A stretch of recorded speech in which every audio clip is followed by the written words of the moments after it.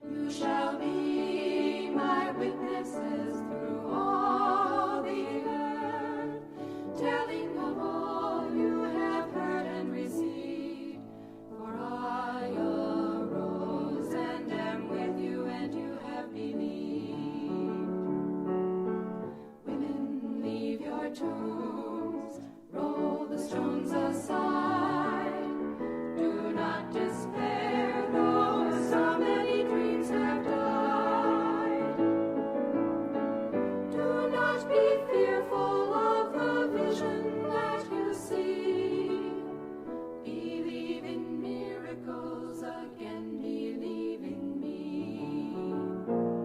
You shall be my witnesses through all the earth, telling of all you have heard and received. For I arose and am with you, and you have believed.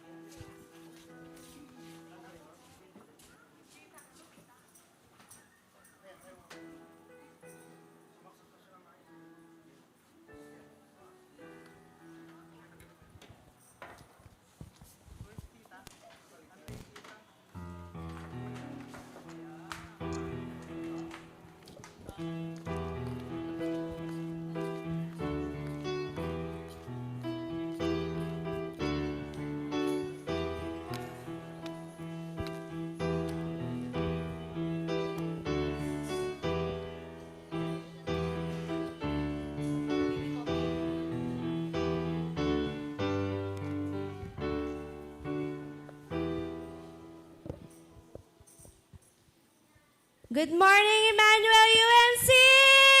Good morning! Ayan! Tayo pong lahat ay tumayo at purihin natin ng ating Panginoon dahil siya po ay paparating. Masaya po ba kayo? Parang di naman halata. Di ba? Sige nga po, palakpak ng malakas ang mga masaya. Alright! Hallelujah! Let's go!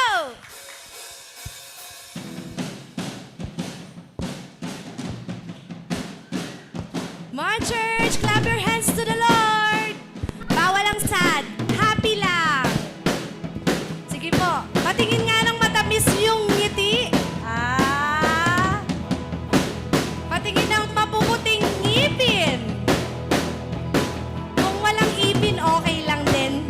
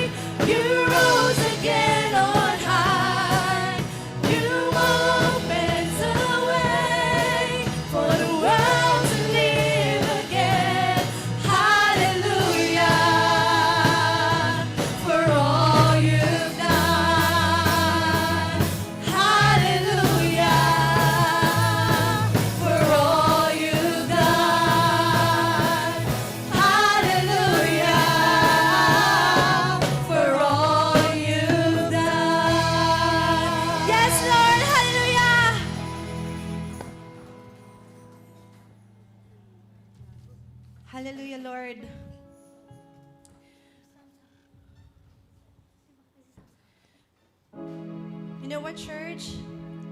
This is the day that we remember and we celebrate the day that Jesus entered Jerusalem as a Savior and a King. It is also a reminder for Christians to welcome Jesus into their hearts and to be willing to follow Him. They welcome Him shouting, Hosanna! Hosanna in the highest. Ganon din po dapat ang pakiramdam as we welcome the Lord today.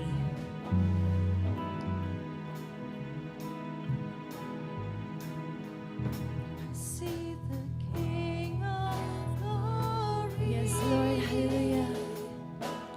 Coming on the clouds with fire, the whole earth shakes, the whole earth shakes. I see the King of Glory, coming on the clouds with fire, the people sing, the people sing, Hosanna, Hosanna, Hosanna in the highest, Hosanna, Hosanna, Hosanna in the highest. Yes, Lord. Hallelujah. I see a generation rising up to take their place with selfless faith, with selfless faith. I see a new revival, staring as we pray and sing. We're on our knees, we're on our knees.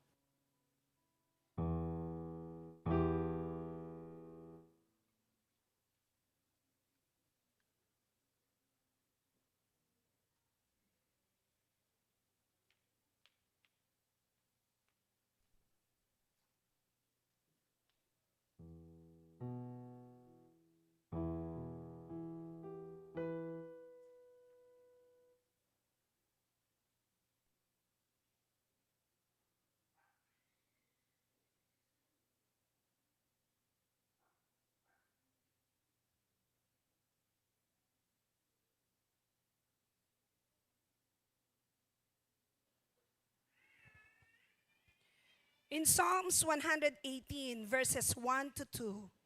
Oh, give thanks to the Lord, for he is good. His steadfast love endures forever.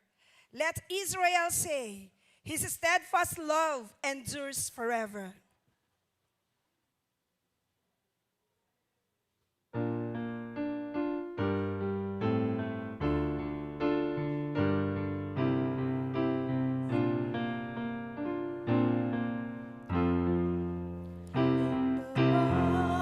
There is a flower in the seed, an apple tree, in cocoons a hidden promise. Butterflies will soon be free. In the cold and snow of winter, there's a spring that waits to be unrevealed until its season. Something God alone can see. Let us all rise. There's a song in every silence, seeking words and melody. There's a dawn in every darkness, bringing hope to you and me. From the past will come the future, what it holds a mystery, unrevealed until its season. Something God alone can see. In our end is our beginning, in our time infinity. In our doubt there is believing, in our life eternity. In our death a resurrection, at the last a victory. Unrevealed until its season, something God alone can see. Let us pray. Dear God, as we enter into Palm Sunday, may we reflect on the humility and grace of Jesus Christ. Guide us to walk in his footsteps, spreading love, compassion, and forgiveness. Help us to embrace the significance of this day and carry its lessons throughout the week. Grant us the grace to trust in your timing and to find peace in the mysteries only you can perceive. In the midst of struggles and discomfort, amid sickness, turmoil, and problems, we find solace in your promises to never leave us nor forsake us. Guide us with patience and understanding, knowing that some truths remain unrevealed until their appointed season, hidden in the depths of your wisdom. Grant us strength to endure and faith to trust in your unfailing love, for your promises are our anchor in the storms of life. And all of this we pray in Jesus' name. Amen.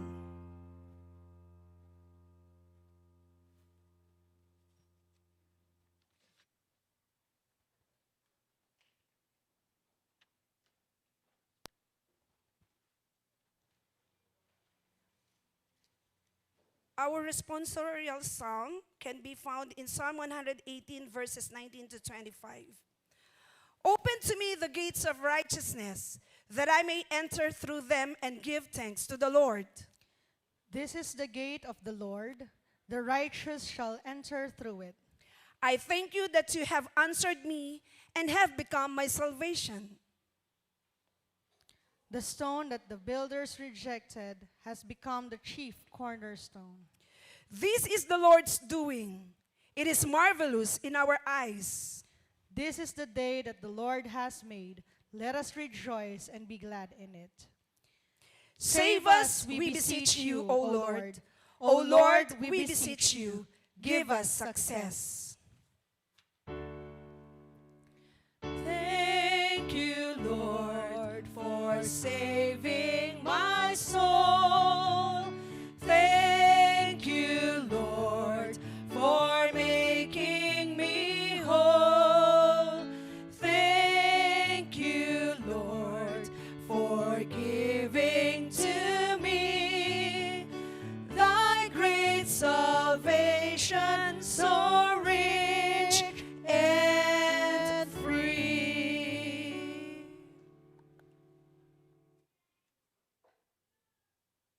Pakinggan po natin ang awit ng Angelic Choir or Children's Choir. What mighty God we serve! What mighty God we serve! Angels bow before Him, heaven and earth adore Him. What mighty God we serve! What mighty God we serve! What mighty God we serve! Angels bow before Him, heaven and earth adore Him. What mighty God we serve! What mighty God we serve! What mighty God we serve! What mighty God we serve!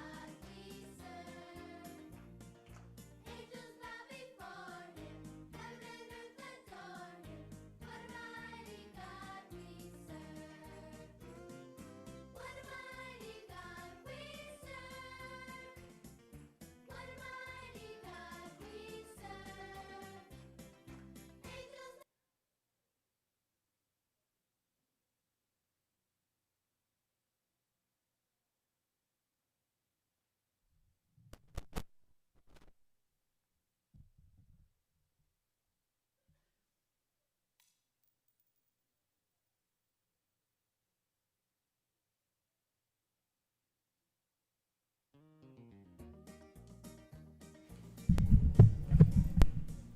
What mighty God we serve! What mighty God we serve! Angels What mighty God we serve! What mighty God we serve! Angels bow before Him, heaven and earth adore Him. What mighty God we serve! What mighty God we serve! What mighty God we serve! Angels bow before Him, heaven and earth adore Him. What mighty God we serve! What mighty God we serve! What mighty God we serve! Angels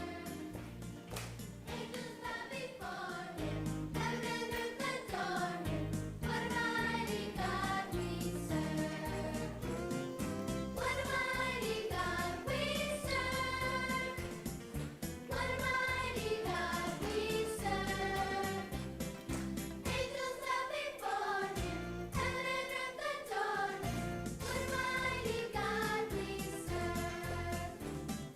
What mighty God we serve!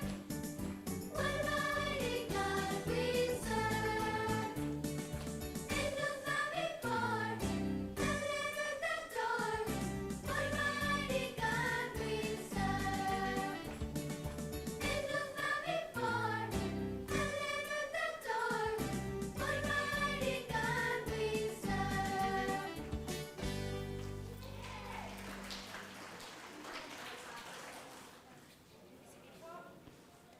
Sige po, dalhin po natin ang mga bata dito sa harapan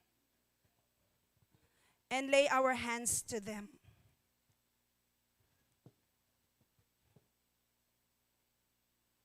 Almighty Father, we lift up the children of Emmanuel UMC to you. Bless them with your love and protection. Bless them with talents and gifts, that they may use them to praise Jesus and serve others with love and compassion all the days of their lives. Guide them as they grow in faith and understanding. May they feel your presence in their lives, and may they be filled with your peace and joy. Grant them wisdom and courage to navigate the challenges of life and always walk in your light. Grant them knowledge and diligence in their studies. May they excel in their academic pursuits, and may their learning be a reflection of your glory. We also lift up the lives of their parents. Bless them with your wisdom and strength. Guide them in their roles as caregivers and nurturers. May their homes be filled with your presence. In Jesus' name we pray. Amen. Jesus loves me, this I know, for the Bible tells me so. Little ones to Him belong. They are weak, but He is strong. Yes, Jesus loves me. Yes, Jesus loves me. Yes, Jesus loves me. The Bible tells me so. Thank you, kids.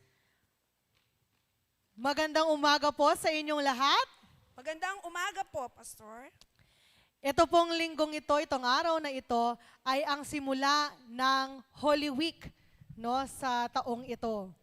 Kaya naman, binuksan natin ang ating pananambahan ng may masiglang pagsalubong sa ating Panginoong Jesus. Because today is the triumphant entry of Jesus in Jerusalem.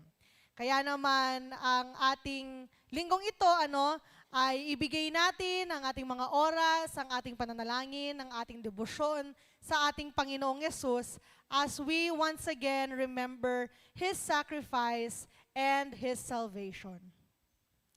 Nais po nating batiin ang mga nagdiriwang ng kaarawan sa linggong ito. March 26, David Rayden Ison.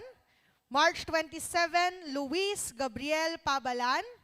March 28, Ronaldo Magtoto. March 31, Ferilu Garcia, Stephanie Tuazon, and Annalyn Gonzalez. And April 1, Thea Shea Lyson, and April 6, Jennifer Pahimna. Happy birthday po sa inyong lahat. Happy birthday to you. Happy birthday to you. Happy birthday, happy birthday, happy birthday to you. Parang, meron po bang nandito sa kanila? Wala po, happy birthday po sa inyong lahat. Ilan pong mga announcement, sa Thursday na po, March 28, ang pananambahan natin ng Last Supper. At kung kaya pong magbiyahe ng mas maaga pa po sa 6 o'clock, kasi po traffic po talaga, at yung iba po ay nanggagaling po sa trabaho. So hanggat kaya pong magbiyahe ng mas maaga, pumunta po tayo dito ng 6:30 o bago ang 6:30 ng gabi para po sa ating pananambahan. Pero hinihiling po ang mga choir members, youth choir and adult choir, EUMC choir, kung makakarating po kayo dito ng 6 p.m. para po ma-practice po natin yung ating choir. Pero kung hindi po, please po mamaya, wala pong agad aalis para ma-run through po natin yung ating choir sa Thursday and Friday. So bilang paggunita sa huling hapunan na ibinigay ng ating Panginoong Yesus, ating pong pagselebra ang Last Supper sa Thursday, 6:30 p.m. Kinabukasan naman po, Friday, the 7 last words of Jesus on the cross, 3 p.m. po ito. So, again, kung makakarating po ng 2:30 o mas maaga ang choir, at ganun ding inaanyayahan po ang lahat para makilahok dito sa paggunita sa ating Panginoon sa kanyang mga huling salita sa cross. And then, during this time po, March 28 hanggang March 29, after ng pananambahan hanggang bago magsimula sa pananambahan ng Friday, magkakaroon po ng Holy Week Retreat ang ating mga kabataan. Kaya ipinagpapaalam po namin sila sa inyo, dito po kami sa simbahan. At sabay-sabay po tayong mananambahan ng pagsalubong o paggunita ng muling pagkabuhay ng ating Panginoong Diyos sa Easter Sunrise Service sa Aldersgate UMC sa March 31, 4 a.m. So, sabihin nyo po sa ating lay leader at sa ating WSCS President, lahat ng mga sasabay po sa pananambahan natin dito para sa pagpunta sa Aldersgate UMC ay sabay-sabay po tayo. Ang alis po natin dito sa church ay 3:30 a.m.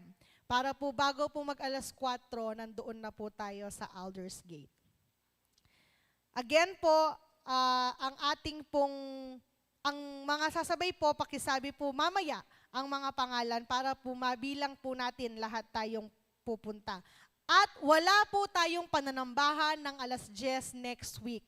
Wala pong pananambahan ng March 31 dito sa church. Lahat po tayo doon na po sa Easter Sunrise Service ng 4 a.m. Kaya po kung pupunta kayo dito ng alas 10, wala po kayong dadatnan. Ano po, tapos na ang pananambahan. Kaya please po, bigay po natin ang oras na ito at maaga po tayong gumising at sabay-sabay po tayong mananambahan at sasalubungin ang muling pagkabuhay ng Diyos. Kita niyo po yung isang linggo, no? Dumating pa lang siya sa Jerusalem after 1 week na buhay na siyang muli. So, ang dami pong pwedeng mangyari. Kaya bawat araw po ng linggong ito, ilaan po natin sa pananalangin at debosyon sa ating Panginoon. At ibigay natin ang isang linggong ito ng merong purity, righteousness at katapatan sa ating Diyos. Para po magbigay sa atin ng report sa nangyaring 24th regular session ng Pampanga Philippines Annual Conference, ang ating pong lay delegate of the annual conference, si Sister Ana Rose de Guia. Yes po, medyo mahaba-haba po ito. Na-summarize ko na po. Pampanga Philippines Annual Conference, Manila Episcopal Area, the United Methodist Church. 24th regular session, San Vicente, Mexico, Pampanga, with the theme, Disciples of Christ, Transforming Communities. First day po, nung March 20, Service of Remembrance and Thanksgiving. The service of remembrance and the celebration of the Holy Communion was administered by Bishop Rubinel Estrella, presiding Bishop of the Manila Episcopal Area, together with the 4 DSS. Welcome greetings. The host church, welcomed the delegates to the 24th regular session of Pampanga Philippines Annual Conference. Brother Gerson Maniti, the chairperson of the Disciples UMC, warmly welcomed the delegates and gave reminders for some house rules. Formal offering. The formal offering of the 24th regular session of the Pampanga Philippines Annual Conference was officially declared by Bishop Rubinel Estrella, and at 1:12 in the afternoon, the session was called to order. Organization and roll call. The Secretary of the Conference, Reverend Victor Raimundo, moved that the registration will be the basis of the roll call, and it was seconded. Present were 218 delegates, 97 clergies, 60 deaconesses, and 61 lay delegates and annual conference officers. The designation of the conference bar, conference program, conference journal, episcopal address by Bishop Estrella, who delivers her episcopal address. Lady address, Sis Mary Beth Ortiz delivered the lady address, and the lay delegates rendered the hymn in the service of the King. Young people's address, Sister Micah Sofia Rejoice Bukod delivered the young people's address. There are some commendations and suggestions and recommendations here. Sabi po, ang husay at lalim mong mag-isip. As a mother na ang anak ay nagkaroon ng signs of depression, need ng mentor-mentee relationship. Ang mga anak natin na pastor, ang mga anak natin, anak ng mga pastor ay need to be with friends with other pastors' kids. May core group na Bible study at discipleship, at may hinahandle din kami na group, utilize the help of MAYAF at mga seasoned clergies to be intentional more on connections. Sabi po, kung hindi man ito ang best youth address na aking narinig, ay isa ito sa mga best youth address. Every time you speak, we hear you. So si Pastor Ren po noon din, nung panahon niya na siya ang presidente ng annual ng PAMPAC, isa din po sa best na nagsalita, nagbigay ng kanyang mensahe. Ano ko na lang po. Kasi po, alam natin na ngayon ay depression is real, ano po? So kaya po ang daming mga comments when it comes po sa address ng youth, no? Sabi po, opo, naiintindihan natin na iba ang need ng mga youth ngayon. Iba na ang approach. Until now, we are studying how to lead them. Sabi po ng isang pastor, they really value relationship. Pag walang relasyon ay hindi sila nakikinig sa atin. Ano po, kapag nakuha natin ang relasyon, they will really follow and will see kung sino ang God na ini-introduce sa kanila. And then, another commendation, to create a safe space. By making our church a youth-friendly church, let us change and meet their needs. We as members and workers, kailangan tayo mismo makaramdam sila ng safe relationship sa atin. Mag-invest ng lugar na masasabi nasa kanila talaga.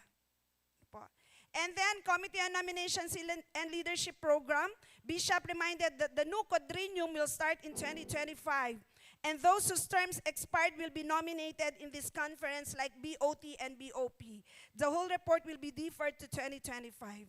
Director of Connectional Ministries, ayan po, pasasalamat sa naganap na evangelism last June 2023 with Bishop Painit as speaker. Pinasasalamatan ng East Pampanga sa evangelism seminar at sa West Pampanga District na may district-wide revival.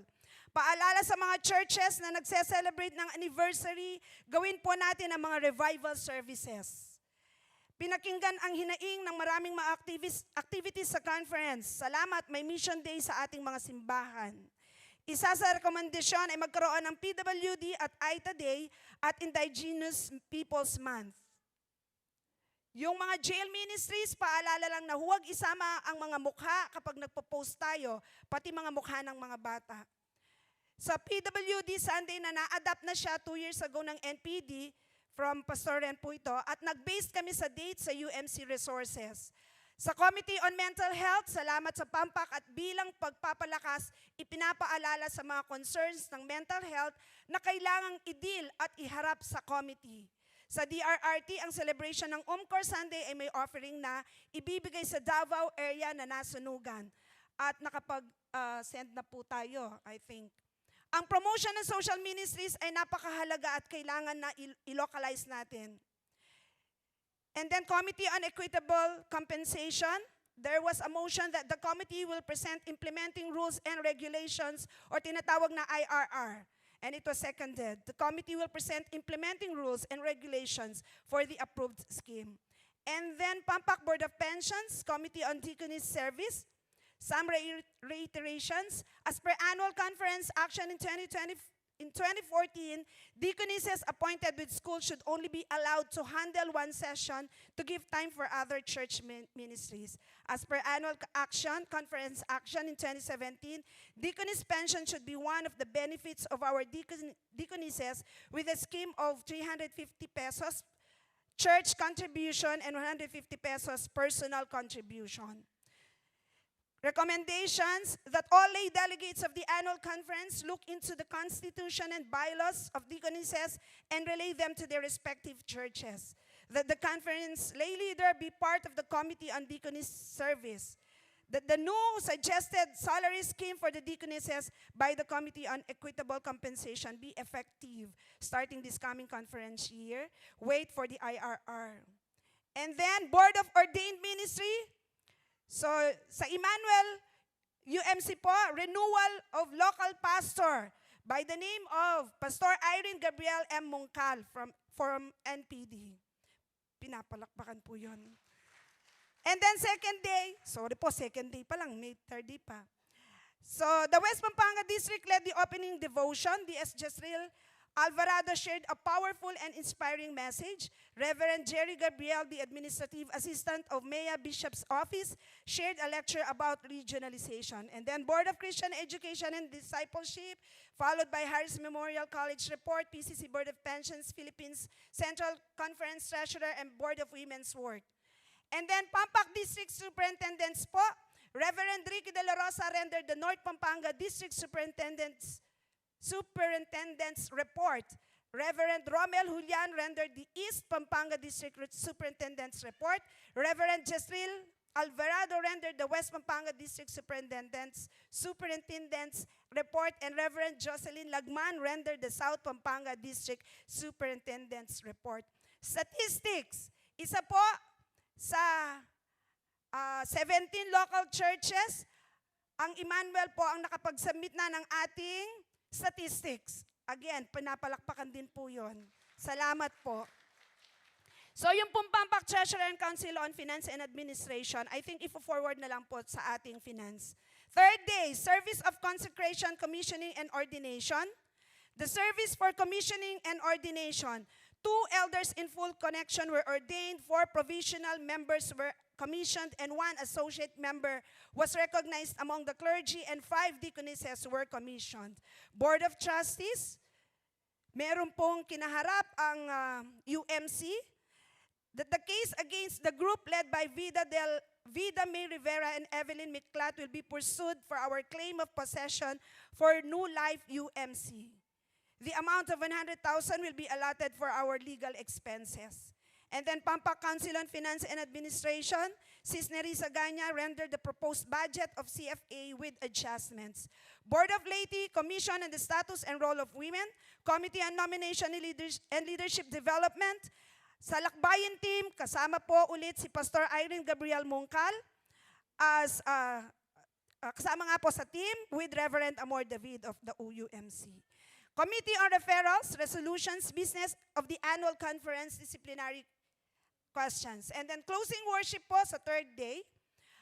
And fixing appointments and sending forth, Reverend Willie Tolentino, siya po ang na-appoint as the new District Superintendent of South Pampanga District. Reverend Jezreel Alvarado of the West Pampanga District. Reverend Romel Julian of the East Pampanga District. At nanatili din po ang ating District Superintendent by the name of Reverend Ricky De La Rosa for North Pampanga District. Then he read the appointment of workers in North Pampanga District. To have a district conference, yung pong district conference adjourned, ano po, first Saturday of July 2024.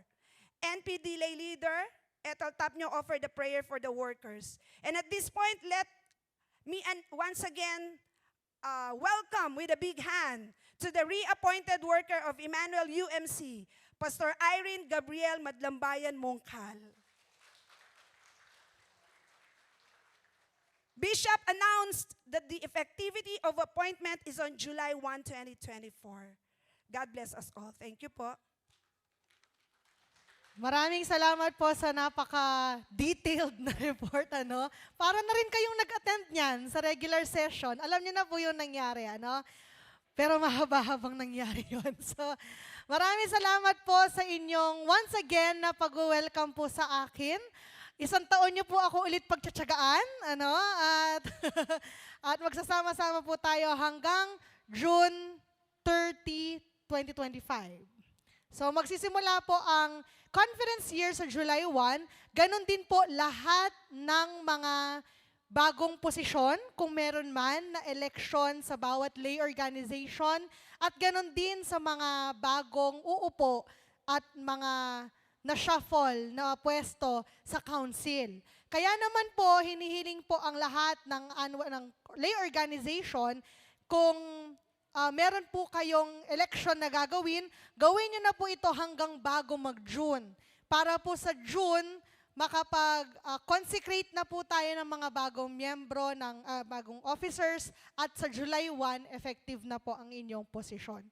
So, kasama po ng election ay ang planning nyo rin po para sa darating na conference year. Para po pagdating ng July 1, makakapag-meeting na po ang council at yung mga napagplanuhan po ng bawat lay organization, isasubmit nyo po ito sa council para ma-approve at magawa po natin itong conference year na ito. Kung wala po kayong isasubmit bago July, ang church po ang magbibigay ng trabaho sa mga lay organization. Kaya kung ako po sa inyo, ipanalangin nyo na po ang mga proyektong nais ninyong gawin para po maisama ito sa ating calendar this conference year.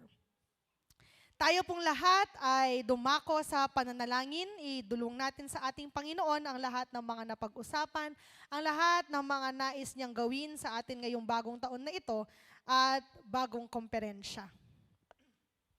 Let us pray. Lord God, we give you glory and we give you thanks. Salamat, O Diyos, sa isang linggong iningatan mo kami at pinatnubayan. Lalo't higit, Panginoon, maraming salamat sa iyong biyaya at sa iyong blessing para sa natapos na regular session. Salamat, O Diyos, sa guidance mo sa aming obispo. Salamat po, Panginoon, sa puso na meron siya, sa wisdom na ibinahagi sa amin. At patuloy mo nawa siyang gamitin, O Diyos, upang mabigyan ng katuparan ng mga plano mo para sa iyong mga anak sa United Methodist Church. Ganon din namin, Diyos, idinadalangin namin ang aming district superintendent at ganon din ang iba pang mga distrito. Nawa aming Diyos, pagpalain mo sila ng lakas, ng wisdom, ng karunungan upang mailid ang bawat district, ang bawat local church at ang bawat miyembro, O Diyos, para sa ikabubuti ng iyong pangalan at ng iyong ministeryo. Ganon din namin, Diyos, pagpalain mo kami bilang Emmanuel UMC. Ikaw, O Diyos, ang patuloy na kumilos sa aming buhay, sa aming simbahan, sa aming fellowship. Nawa, O Diyos, manatili ang kapayapaan na daladala mo sa amin. Manatili, O Diyos, ang iyong patnubay sa aming lahat. Manatili ang pagkakaisa sa iyong pangalan, ang kapayapaan, O Diyos, na dulot mo. Ikaw nawa, O Diyos, ang manahan sa amin sa araw-araw at huwag mo kaming pababayaan. Panginoon, dinadalangin po namin ang aming mga kapatid na hindi namin kasama ngayon. Nasaan man sila, O Diyos, pagpalain mo sila at yakapin sila, Panginoon. Bigyan sila ng kagalingan, bigyan sila ng kalakasan, especially if they feel ill, Lord God. At sa mga kapatid namin may karamdaman, we especially pray for Michael, Lord God, for Brother Michael sa kanyang paa. Pagalingin mo siya, O Diyos, at hayaan mong makapagtrabaho siyang muli at paranas mo sa kanya ang kagalingan na sa iyo nagmumula. Ganon din namin, Diyos, sa iba pa naming mga kapatid, we may not mention their names, but Lord, alam mo, O Diyos, ang kanilang pinagdaraanan. Alam mo ang kanilang mga karamdaman. Kaya naman, Panginoon, basbasan mo sila at hawakan sila mula ulo hanggang paa. Iparanas sa kanila ang kagalingan, aming Diyos, sa pangalan ni Jesus. Lord, bless them with your healing and your protection. Ano man, O Diyos, ang kanilang mga haharapin sa mga susunod na araw, ikaw nawa ang magpala sa kanila at bigyan sila ng tibay ng loob, ng lakas ng pangangatawan, at gabayan mo sila, O Diyos, sa kanilang mga daraanan. And Lord, we continue to pray for this week. Prepare our hearts, Lord God, to receive once again your blessing of salvation, your gift of grace. Prepare our hearts and spirits, Lord God, upang tanggapin namin ang pagmamahal na ibinibigay mo sa amin at tanggapin namin ang walang hanggang salvation mo para sa aming lahat. And Lord, bless us all. And we worship now before you. Let us feel your warm embrace and your anointing of the Holy Spirit. Panginoon, ikaw ang mangusap sa amin sa iyong mga salitang ibibigay sa amin ngayong umagang ito. Sa pamamagitan ng awit, sa pamamagitan ng preaching. Ikaw, O Diyos, ang mangusap at maramdaman at makita nawa namin ang mensaheng nais mong iparating sa amin. Maraming salamat po. Pagpalain mo po kami, hindi lamang sa araw na ito, kundi sa araw-araw ng aming buhay. In Jesus' name we pray. Amen. Hear our prayer, O Lord.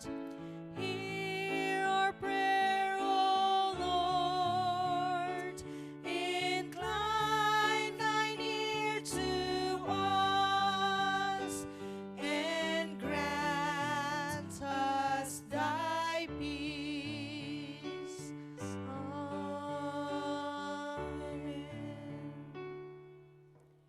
In Psalm 66, verses 13 to 14, I will come to your temple with burnt offerings and fulfill my vows to you. Vows my lips promised and my mouth spoke when I was in trouble. Gawin po natin ang paghahandog.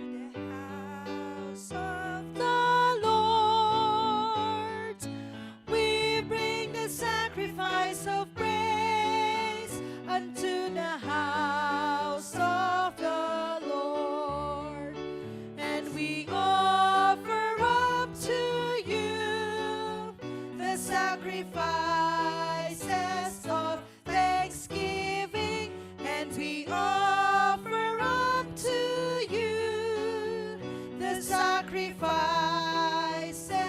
of praise.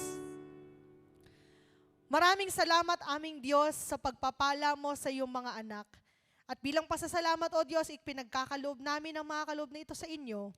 Pagpalain mo ito, O Diyos, at gamitin sa ikalalago ng iyong ministeryo sa simbahang ito. At ibalik mo ng siksik-liglig at umaapaw sa iyong mga anak ang kanilang kaloob. In Jesus' name, Amen. The message of the song from EUMC Choir.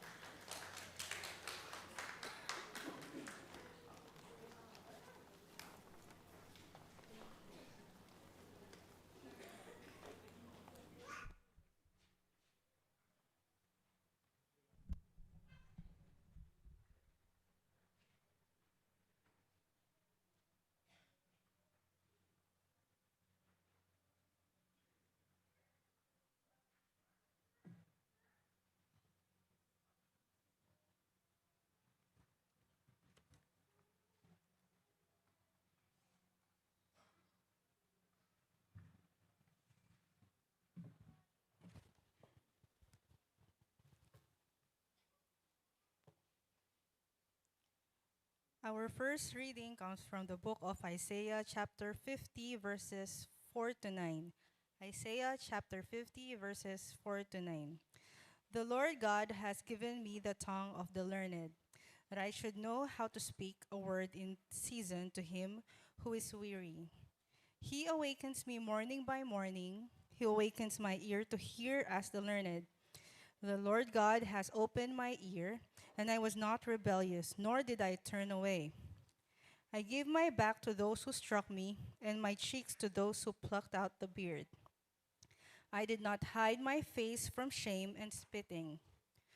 For the Lord God will help me, therefore I will not be disgraced. Therefore I have set my face like a flint, and I know that I will not be ashamed. He is near who justifies me. Who will contend with me? Who will contend with me? Let us stand together. Who is my adversary? Let him come near me. Surely the Lord God will help me. Who is he who will condemn me? Indeed, they will all grow old like a garment. The moth will eat them up. The word of God.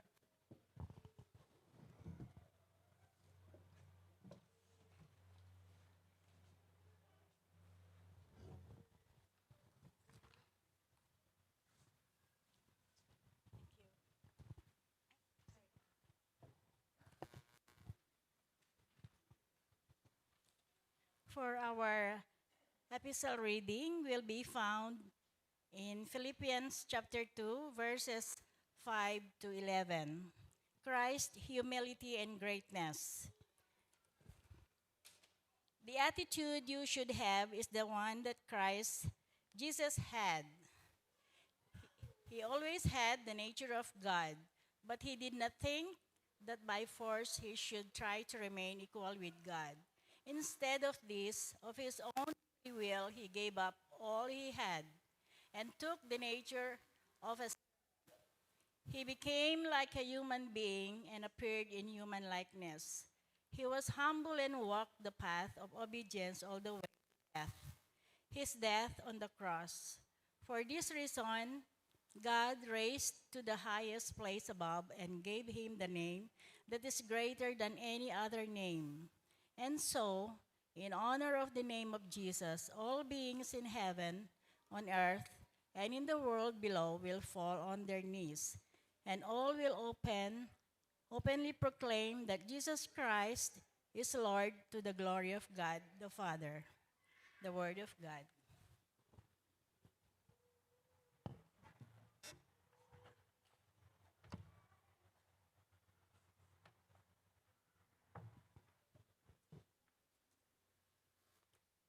Let us all stand for the gospel reading and kindly turn our Bibles to the book of Mark, chapter 11, verses 1 to 11.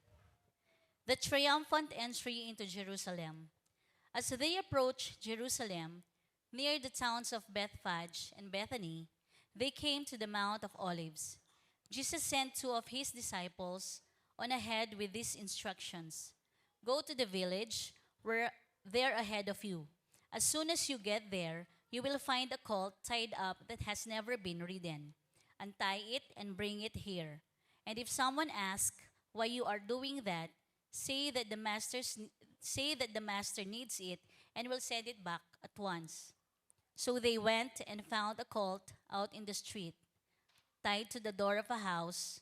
As they were untying it, some of the bystanders asked them, What are you doing, untying that colt? They answered, just as Jesus had told them, and the crowd let them go. They brought the colt to Jesus, threw their cloaks over the animal, and Jesus got on. Many people spread their cloaks on the road, while others cut branches in the field and spread them on the road. The people who were in front and those who followed behind began to shout, Praise God! God bless him who comes in the name of the Lord. God bless the coming kingdom of King David, our father. Praise be to God. Jesus entered Jerusalem, went into the temple, and looked around at everything. But since it was already late in the day, he went out to Bethany with the 12 disciples. The word of God for his people.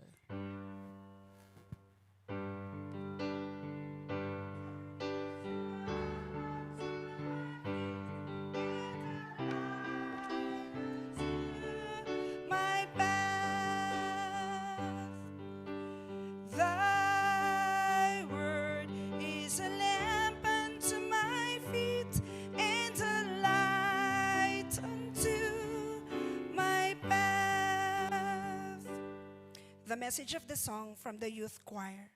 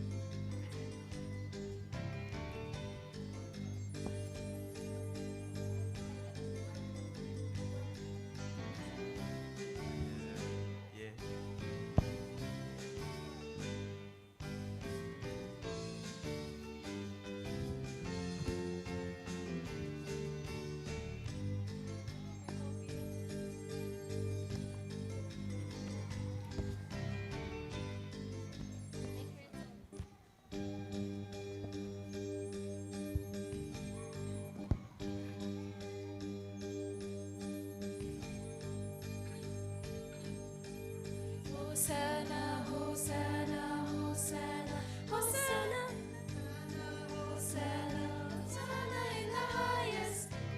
Hosanna, Hosanna, Hosanna, Hosanna in the highest. King of Israel, Hosanna, David's royal son. Hosanna, ruler of the earth, the blessed one. Hosanna, Hosanna, Hosanna, Hosanna in the highest. Hosanna, Hosanna, Hosanna, Hosanna in the highest. Counselor divine, Hosanna, reigning Prince of Peace. Hosanna, mighty God, the Savior for all time. Worship, honor, glory, glory, praise. We offer unto Christ the Lord. This our song to Him we raise. Humbly we come before you, worshiping and adoring you. Hosanna, Hosanna, Hosanna, Hosanna in the highest. Hosanna, Hosanna, Hosanna, Hosanna in the highest. Hosanna, Hosanna, Hosanna in the highest.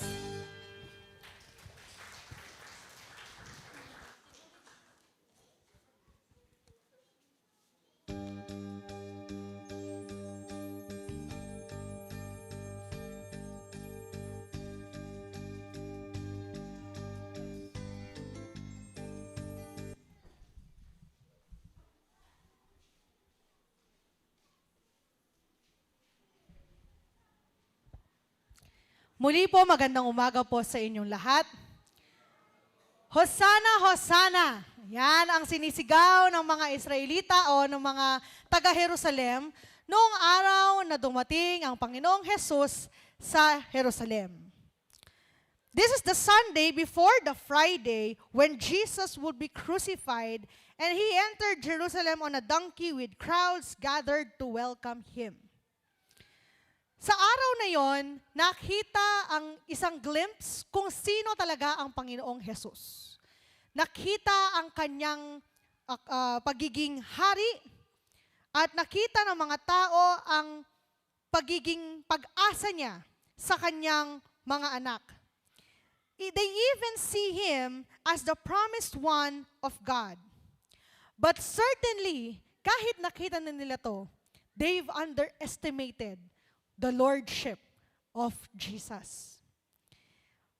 These are people who have been waiting for generations and generations for a king na pinangakong hari mula pa sa Old Testament. Mula kay propetang Isaiah, Zechariah, Zephaniah, maraming mga propeta ang nagsabi na may darating na hari na magliligtas sa nasyon ng Israel. But they don't understand that Jesus is not just the nation's deliverer, but the deliverer of all mankind. He is the Savior, and He is the one who will free His people from their sins, and the one who will reign forever. Ganon kadakila ang haring dumating, sakay-sakay ng isang donkey. In much the same way, sometimes we underestimate the greatness of Jesus and how we desperately need Him. Akala natin, lalo na kapag matagal na tayong Kristiyano, no? Alam na natin yan. Alam na natin ang pagka-Diyos ng Panginoon. But sometimes we need a humbling moment that we actually need the King of all kings. That He is Lord of all lords. No, sometimes we need that reminder that God is reigning or Jesus is reigning over everything. As we consider the entrance of Jesus into Jerusalem, we have a chance to remember who Jesus really is. At i-consider din natin that He is worthy of our trust and all of our hope. We can see three things dito sa ating tekstong nabasa sa Gospel according kay Marcos. Una, Jesus is the sovereign Lord. You can trust Him. Magtiwala ka sa ating Panginoong Diyos. Kahit sabihin na nating very cliche, no, bilang mga Kristiyano, magtiwala tayo sa Diyos, but most of the time, we forget to trust Jesus. And we trust ourselves in the process. Kaya meron tayong mga moments na nag-fail tayo. Or we fail to see the abundance Jesus has for us. Because we entrust ourselves and others. We don't trust Jesus. Nakakalimutan natin o kaya naman huling-huli na siya sa ating mga priorities. O kaya naman huling-huli siya sa mga taong kailangan nating pagkatiwalaan. Uunahin mo natin yung ating sarili, yung magagawa ng iba, yung kayang itulong sa atin ng ating pamilya. And then when all else fails, then that's the time, magtitiwala muna tayo sa Panginoong Jesus. Pero baliktad mga kapatid, our Jesus is the sovereign Lord. So mauuna ang pagtiwala natin sa Kanya. In His approaching of Jerusalem, as chapter 10 ends, Jesus is leaving Jericho and towards Jerusalem. He is just outside of the city waiting to enter. Pero merong moment na kailangan siyang pumasok. Hindi siya pumasok ng Sabado, hindi siya pumasok ng Friday, at hinintay niya munang matupad ang mga kautusan na nakasulat sa Biblia bago siya pumasok. And so, before Jesus will enter your life, there is a command that you have to obey. There is something that we need to wait on. And we have to welcome Him with open arms. Makikita din natin sa ating binasa that before entering the city, Jesus commands 2 of His disciples to go into a village and get donkey for Him to ride. Kahit yung sasabihin ng mga disipulo, sinabi ng Panginoong Jesus. Kahit yung pagkakatali ng donkey, sinabi ng Panginoong Jesus. Hindi ba ganun kadakila ang pagkadiyos ng Panginoong Hesus? Alam niya anong mangyayari bago pa man ito mangyari. Alam niya anong sasabihin ng mga tao bago pa nila ito sabihin. Sa tingin mo, ang nangyayari sa buhay mo, hindi alam ng Panginoong Diyos? Our God is sovereign through Jesus Christ. And He knows everything that is going on in your life. His knowledge of the future will tell us His sovereignty. He is Lord of all and nothing is outside of His knowledge. Alam niya lahat yan. Kaya importanteng magtiwala tayo sa ating Panginoon. Pangalawa, Jesus is the coming King. So we have hope. As Jesus enters Jerusalem, there are all kinds of shadows and glimpses of who He truly is. His entrance on a donkey and the action and praises of the crowd all serve to present Jesus as the true and coming King. Ang symbolism ng donkey na pagpasok niya ay isang fulfillment ng prophecy ni Zechariah sa chapter 9 verse 9 to 11. Ang sinasabi dito that the coming king would enter Jerusalem on a donkey and to the praises of his people. Sinabi ito hundreds of years before dumating ang Panginoong Jesus. And He is the fulfillment of that prophecy. And as Jesus enters Jerusalem, He is greeted by a crowd who is declaring Him to be King. They pave the streets with clothing, with coats, and palm branches. This is a customary greeting for a victorious conqueror. Noong panahon ng mga Israelita, kapag merong pauwing hari na galing sa isang victory sa war, ito ang kanilang pagsalubong sa kanya. And so the act of these people showed that they see Jesus as their king. And so there is a hope. While the crowds honored Jesus, they greatly underestimated His greatness. Jesus' coronation is not the king that the people has imagined it to be. His coronation is the crucifixion. Ganon ang nagkaiba ang ating hari sa mga hari sa Jerusalem. But there is a hope that we can know that we are citizens of His kingdom if we believe in that King who will be crucified. Pangatlo, Jesus as the greater fulfillment of the promise of salvation. In verse 11, chapter 11, we can see that we can be saved. The temple na pinuntahan ni Jesus after niyang pumasok is a place of sacrifices and the place where the presence of God dwelt. Jesus came to the true temple. Through Him, the only true and sufficient sacrifice was made, and through Him, all who believe can enter the presence of God. Bakit ito importanteng action na ginawa ng Panginoong Yesus? Nung pagpasok niya, dumiretso siya sa templo.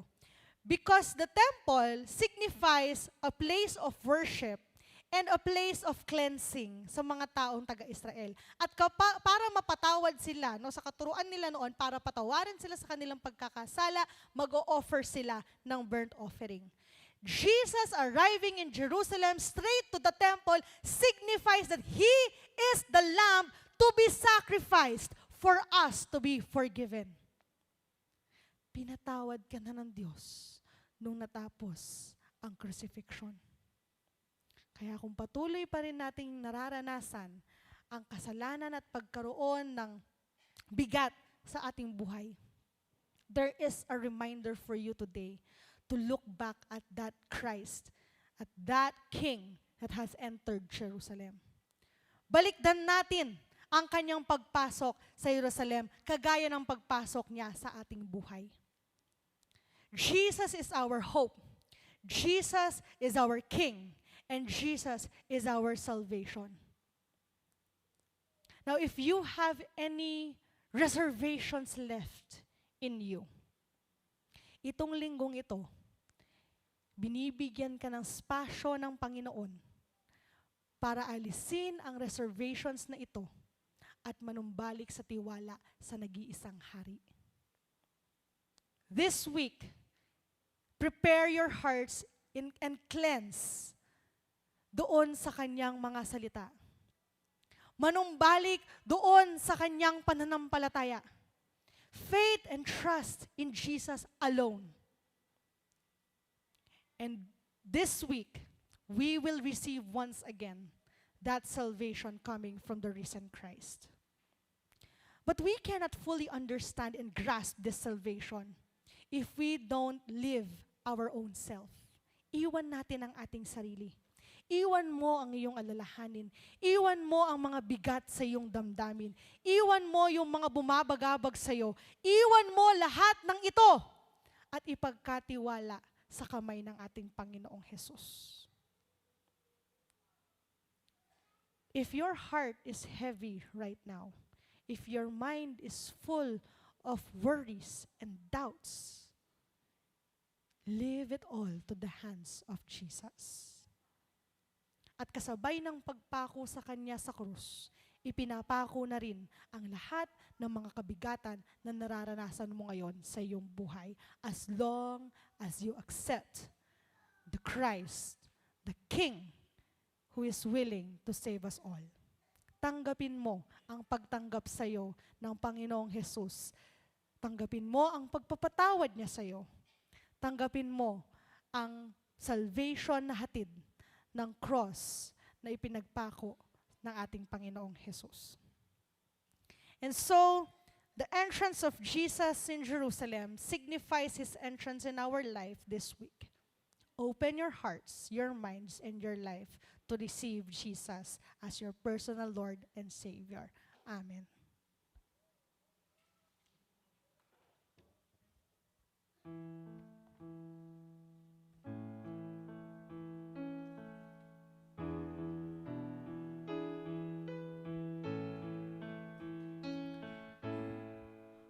On a hill far away stood an old rugged cross, the emblem of suffering and shame. And I love that old cross where the dearest and best for a world of lost sinners was slain. So I'll cherish the old rugged cross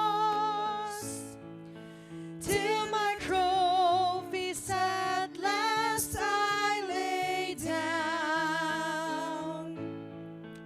I will cling to the old rugged cross and exchange it someday for a crown. Oh, that old rugged cross, so despised by the world, has a wondrous attraction for me.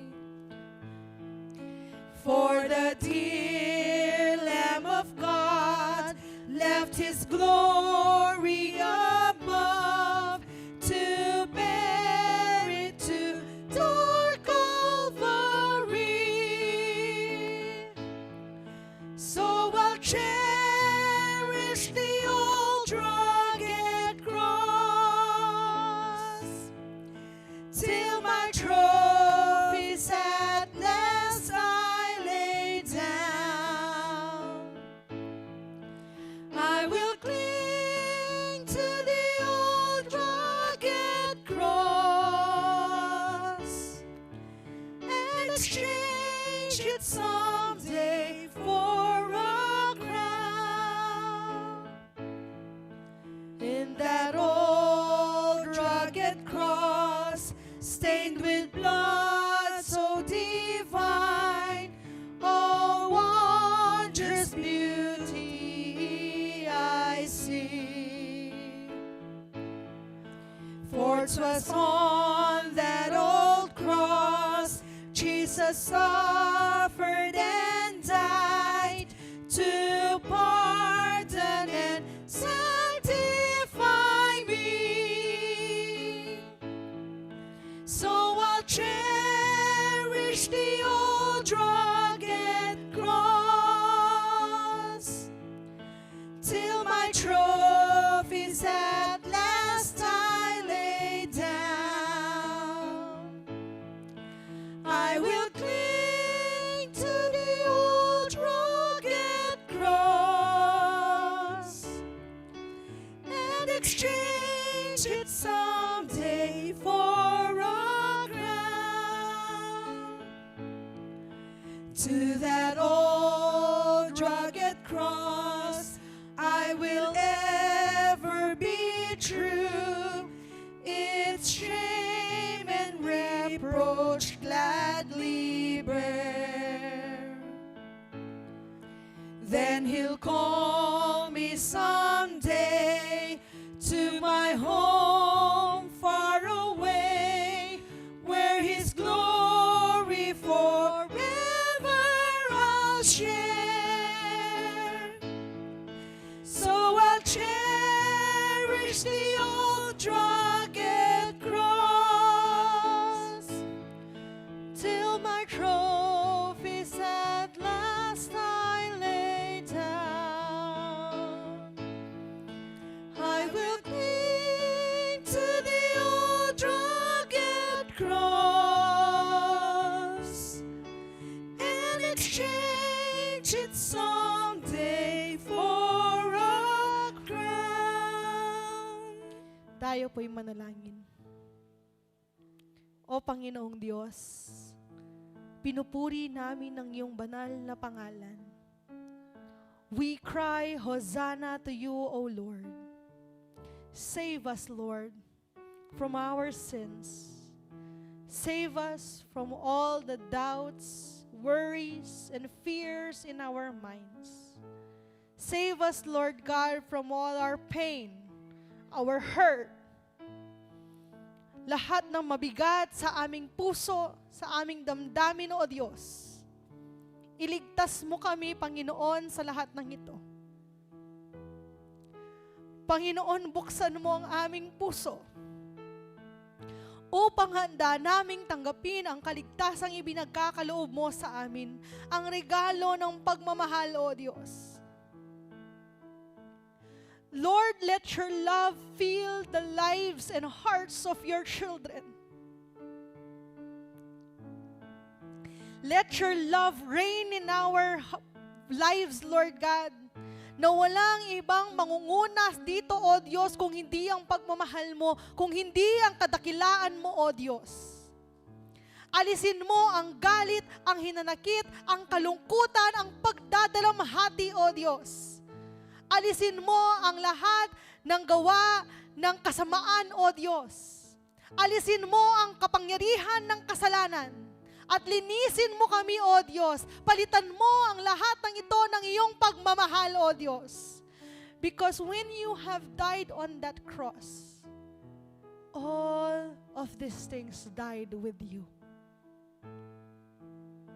At lahat ng ito, O Diyos, napalitan ng comfort, ng peace, ng pag-ibig.